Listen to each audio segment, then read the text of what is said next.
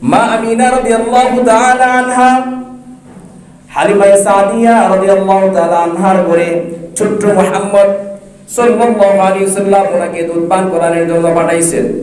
দুধ পান করানোর জন্য পাঠায়া হালিমা সাদিয়াকে মা আমিনা রাদিয়াল্লাহু তাআলা আনহা বলেন, ওগো হালিমা, আমরা তো দুধ পান করাতে পারি, তবে তোমরা গ্রামে থাকো, সুঠাম দেহের জন্য, সুস্বাস্থ্যের জন্য গ্রামের আবহাওয়া মনোমুগ্ধকর, স্বচ্ছ আবহাওয়া, নির্মল হওয়ার কারণে তোমাদের কাছে আমরা শহর থেকে এসে বাচ্চাগুলো রেখে যাই। এই মুহাম্মদ শিশুকে যে রাখতেছি, যে 4টা-5টা অন্যান্য শিশুর মতো না। এই শিশু মুহাম্মদ, সে আমার পেটে থাকাকালীন আমাকে কখনো একটা লাথি দেয় নাই। সুবহানাল্লাহ বলবেন না? এটা কার বয়ান? নবীর মায়ের বয়ান।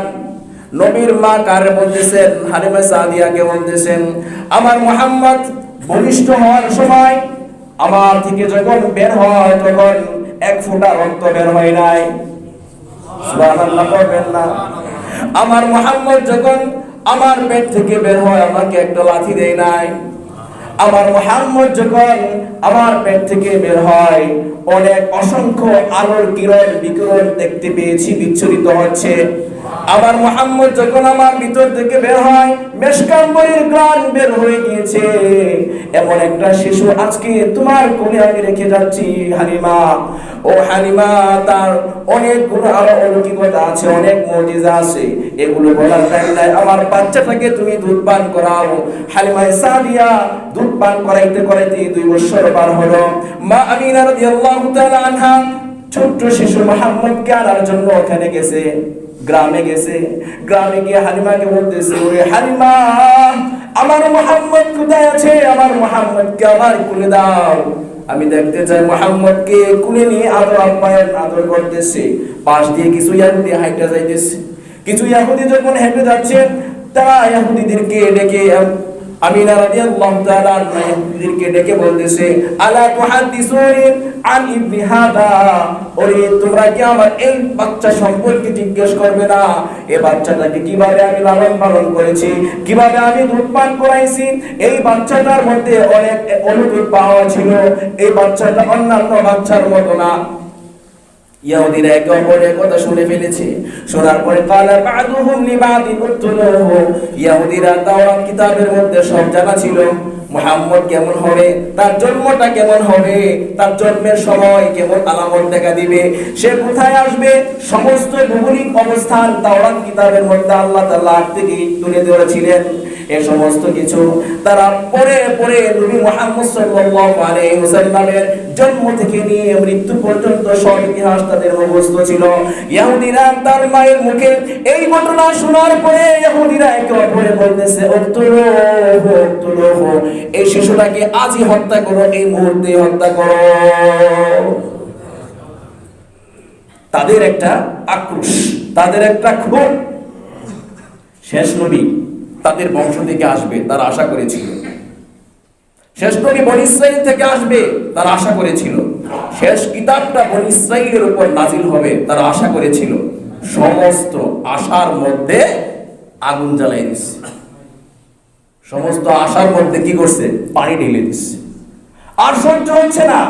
নবীর শেষ নেতৃত্বটা মুহাম্মদ আরবি, তিনি হলেন বানু ইসমাঈলের ঘরে। ইব্রাহিম আলাইহিস সালামের 2 বিবি ছিল, এক বিবি হাজেরা আর এক বিবি সারা।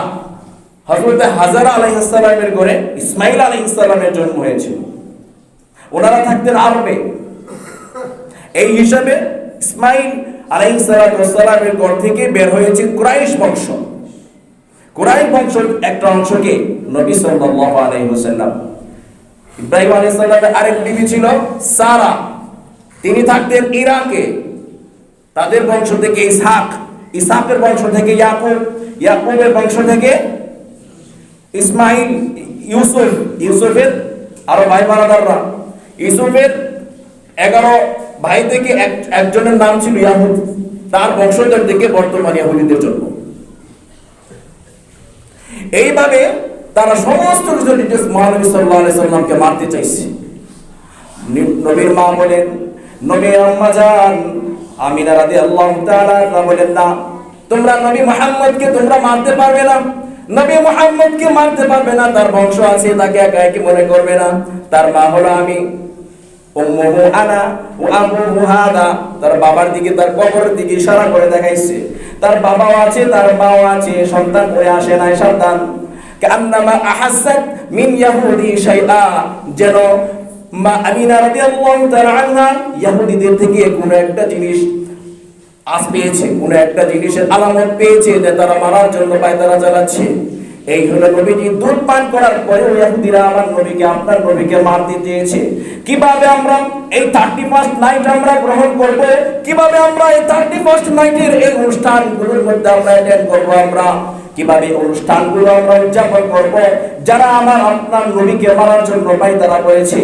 আল্লাহ নবী সাল্লাল্লাহু আলাইহি ওয়াসাল্লামের 12 বছর বয়স, 12 বছর বয়সে চাচা আবু তালেবের সাথে ব্যবসাকে কেন্দ্র করে শাম দেশে যায়।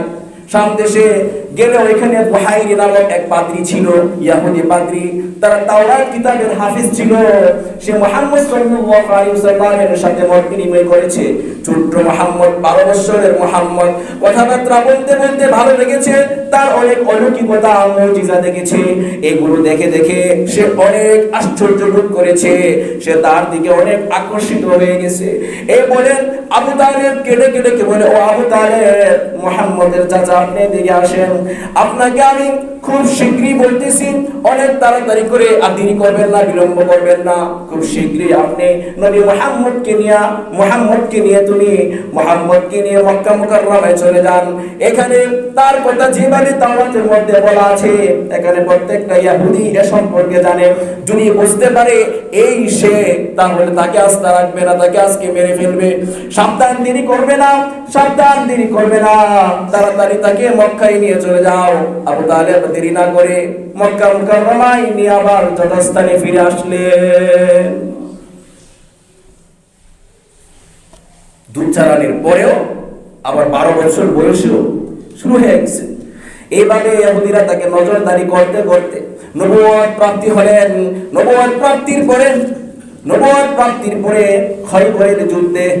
খয়বরের যুদ্ধে সহিহ বুখারীর বর্ণনা, হযরত আনাস বিন মালিক থেকে বর্ণিত, আল্লাহর নবী 10 বছর খেদমত করেছেন। আনাস বিন মালিক বলেন, আল্লাহ ইয়াহুদিয়াতান আতাতিন নবী সাল্লাল্লাহু আলাইহি ওয়াসাল্লাম, এক ইহুদি নারী আল্লাহর নবীর কাছে একটা বিষ মাখা একটা বকরির বাচ্চা বোনা করে নিয়ে আসছে আল্লাহর নবীর দরবারে খাওয়ার জন্য। শাতিন মাসমুমা, আল্লাহর নবী এই বিষ মাখা খাসির গোশত তিনি খেয়ে ফেলছে। গায়েব জানে না?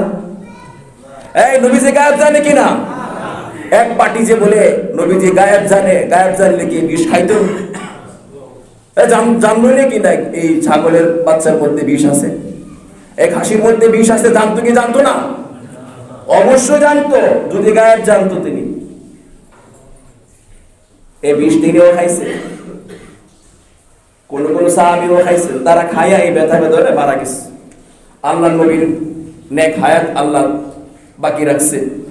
তবে আনাস বলেন, প্রতিটা বছরে এই সময়টা আসলে নবীজির একটা বাৎসরিক ব্যথা হতো, বিষের ব্যথা। এই ইহুদি নারীর ডাইকে আনছে, সাহাবীরা তো পুরো একবার হইগুল্লা হয়ে গেছে। আর কি বলে, এখন তো এই নারীকে আস্থা রাখা যাবে না, সবাই মারার জন্য একবার উদ্বেগে আছে। সাহাবায়ে কেরাম আল্লাহর নবীকে বলেন, আনাতুল্লাহ, হুজুর তাকে হত্যা করে ফেলি। আল্লাহর নবী বলেন, না, অসম্ভব, তাকে মারবে না তোমরা, তারে মারবে না। ফাজি আবি হান্নাবী সাল্লাল্লাহু আলাইহি ওয়াসাল্লাম, আল্লাহর নবীর কাছে তারে নিয়ে আসছে। ফাসুইলা, তাকে জিজ্ঞেস করা হয়েছে, তুমি কেন এমনটা করেছো? আল্লাহ নবী বলেন, লা ইউসাল্লিতু কিল্লাহু আলাইয়া, আল্লাহ তাআলা তোমার মিশনে আমাকে বিজয় করেছে, তোমাকে পরাজয় করেছে, আমাকে তুমি মারতে পারো নাই। তবে বলো তুমি কেন এই ষড়যন্ত্রটা করেছিলে? ওই মহিলা বলেন, মুহাম্মদ, তুমি যদি বাস্তবে নবী হয়ে থাকো, তোমাকে পরীক্ষা করার জন্য শেষ নবী তুমি দাবি করেছো, তোমার উপরে কোরআন নাযিল হয়েছে, তুমি যদি বাস্তবিক পক্ষেই তুমি নবী হয়ে থাকো, বাস্তবিক যদি তোমার উপরে কোরআন নাযিল হয়ে থাকে, আমাদের তাওরাতের লেখা অনুযায়ী শেষ নবীকে বিষ আকর্ষণ করবে না, বিষে কোনো কার্য প্রক্রিয়া করতে পারবে না।